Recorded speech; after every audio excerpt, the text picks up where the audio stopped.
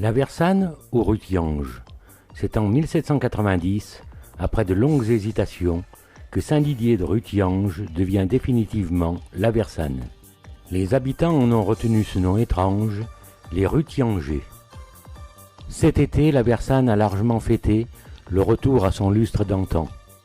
Messieurs les maires et élus de la communauté de communes, mesdames, messieurs, écoutez, on est vraiment très heureux donc à La Versanne de vous recevoir ici, de vous présenter donc les travaux qui ont été faits au niveau de l'aménagement du centre-bourg et également au niveau de l'entrée du village. Ce qu'il faut également savoir, c'est que ces travaux, évidemment, comme vous pouvez l'imaginer, donc on les a pas fait seuls. On a eu donc les partenaires habituels. Voilà, sinon donc en termes de coûts et de travaux, donc et puis aussi on m'a dit combien avait payé la commune parce que j'avais pas précisé tout à l'heure la participation des contribuables locaux de la commune. Bon, sachez que pour le programme aménagement de la place, entrée de bourg, résorption des points noirs, etc., la commune a payé que 20%. Mais c'était quand même beaucoup pour elle, parce que vous savez, on a un peu de moyens, mais on a réussi à avoir 80% de subventions. Après, je demanderai donc aux autorités là, qui nous ont aidés de bien vouloir faire leur discours.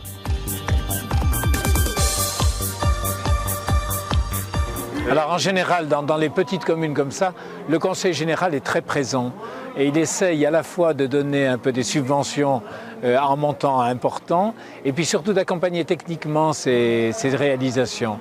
Donc c'est pour ça que même des communes comme la Versanne arrivent à avoir quand même des résultats assez probants.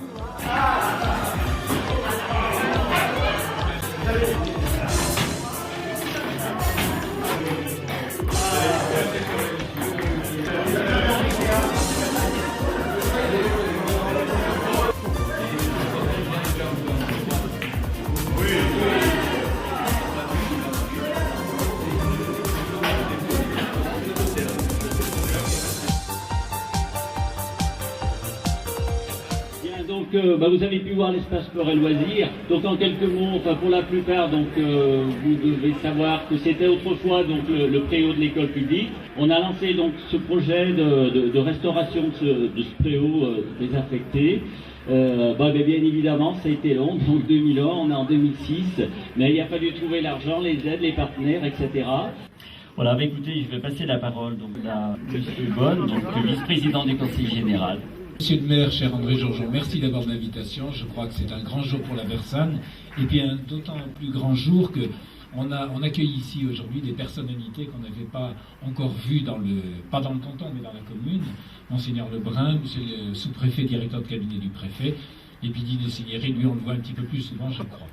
Mais en tout cas, merci de cette invitation. Et puis je crois que si autant de maires se sont rendus ici aujourd'hui à cette invitation, c'est bien pour montrer la solidité de notre communauté de communes.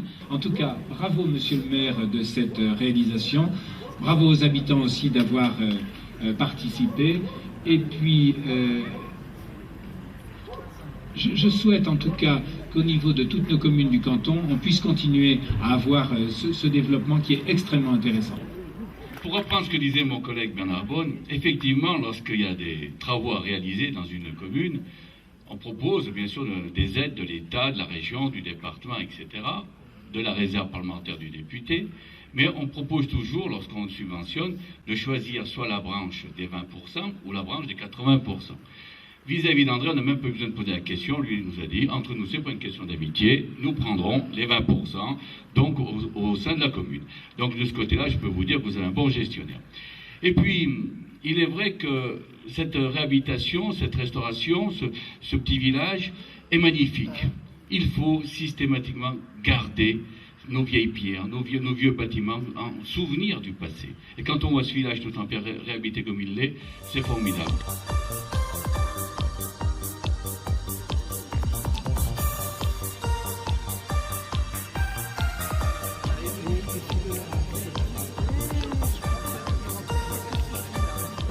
Je suis très heureux d'être ici ce matin pour l'inauguration de cette église Saint-Didier de la Versanne dans la paroisse Saint-Régis d'Argental.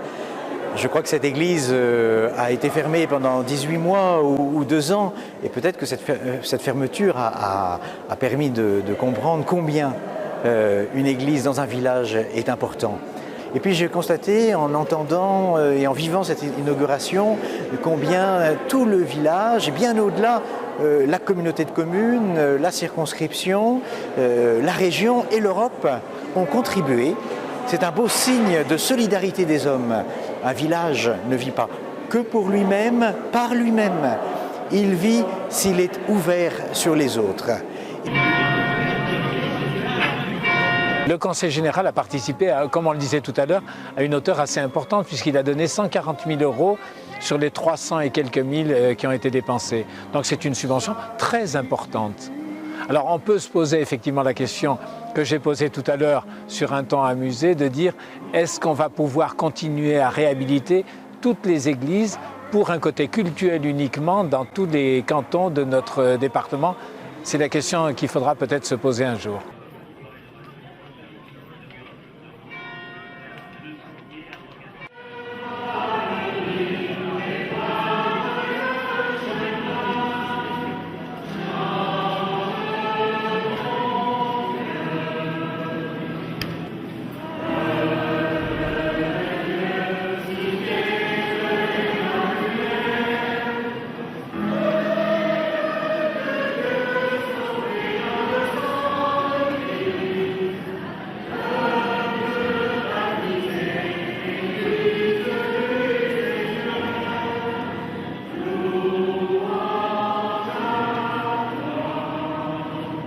Sanctifie cette eau que tu as créée.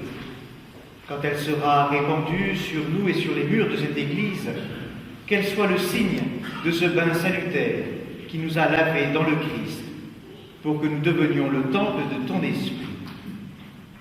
Accorde à ton peuple ici rassemblé, ainsi qu'à tous nos frères qui viendront en cette église célébrer tes mystères, de parvenir un jour à la Jérusalem du ciel.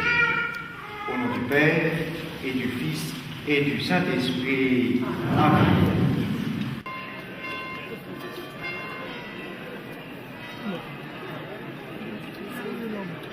Je crois que spirituellement, dans un village, l'Église est un peu cette invitation à aller au-delà de soi-même. Je crois que la commune, en quelque sorte, a été au-delà d'elle-même par la réflexion de cette église. Je crois que le plus important maintenant, c'est que les habitants eux-mêmes, voyant cette église, y entrant, puissent aller à la source de ce qui nous fait tous dépasser nos replis sur nous-mêmes. C'est l'Évangile. Oui, je crois vraiment que Jésus a invité tous les hommes à se dépasser et qu'il est présent au milieu de nous aujourd'hui.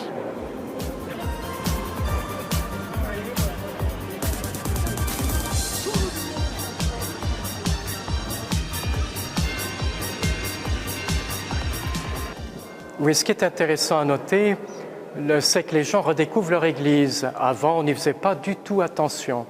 Et maintenant qu'elle est restaurée, tout prend forme, tout prend vie.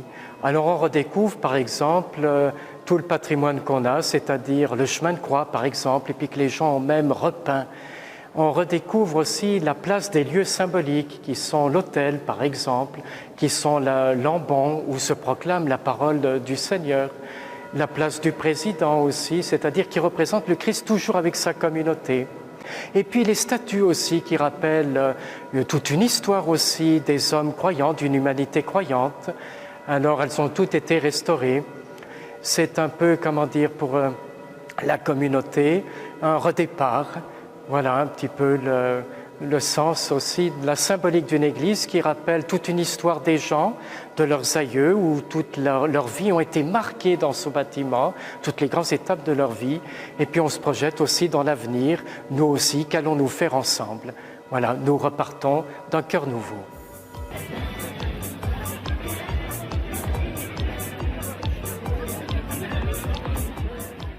Et toute la communauté de la Versanne s'est retrouvée autour du buffet de produits régionaux préparés par les producteurs locaux.